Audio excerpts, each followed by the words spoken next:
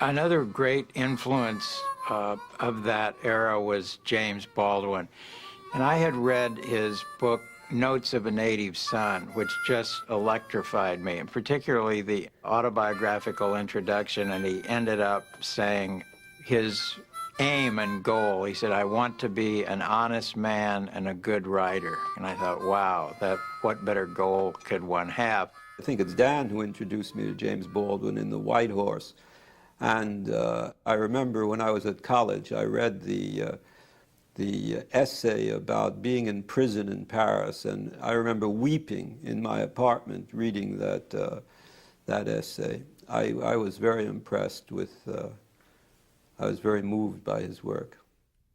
When I first read James Baldwin, which was in the 40s rather than the 50s, it was, and some of my friends, this was when we were undergraduates at Columbia, there was a huge debate as to whether or not this guy was a Negro, as that was the word used then.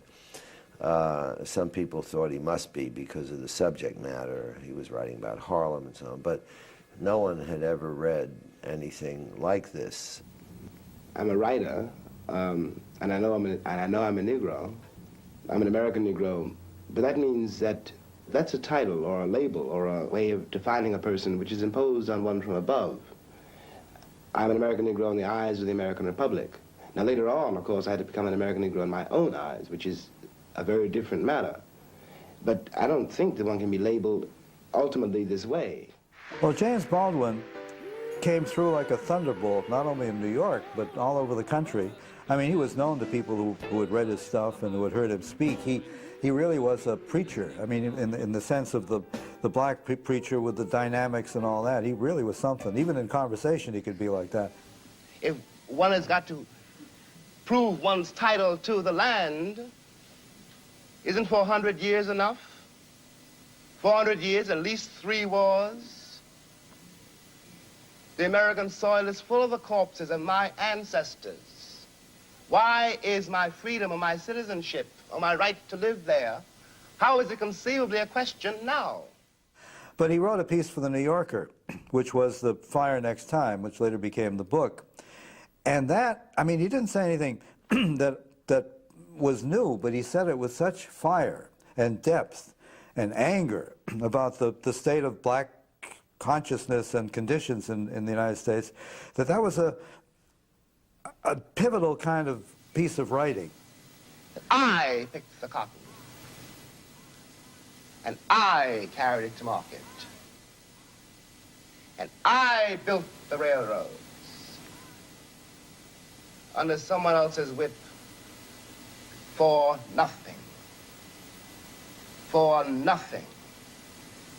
The Southern oligarchy, which has until today so much power in Washington, and therefore some power in the world, was created by my labor and my sweat, and the violation of my women and the murder of my children. He didn't so much change people's minds at first as he entered their minds and made them think about it. Baldwin was the first black writer who made the issue of race come alive for his white readers, because he talked about it in language we all use. And to that extent, he made many more people aware earlier than they might otherwise have been of the importance of this issue. This was a time of very early civil rights. There was a lot of tension between blacks and whites, and there was also a lot of camaraderie. You couldn't separate them. People gathered around James Baldwin. He was very magnetic. I used to go over to his apartment on Horatio Street in the afternoon and drink bourbon with him and listen to Bessie Smith records. And by around 6 or 7 o'clock, there'd be maybe 8 or 10 people there. Everybody was sitting around, all the white people, with this kind of deference and worship and fear, and he was slightly hostile, but that was okay. It was very, very tangled and delicate situation. And he was sounding off about racial injustice, and very well. And we were all feeling guilty. He was always torn between his public self and his writing self. And he, of course, felt a great responsibility to the civil rights movement. He was always being called upon, and yet he felt an even greater responsibility to be a writer. After being at Howard University, he said he had met this old professor who said to him, "Just remember, son, the important thing is when you end up, you want to have a shelf of books, a whole shelf."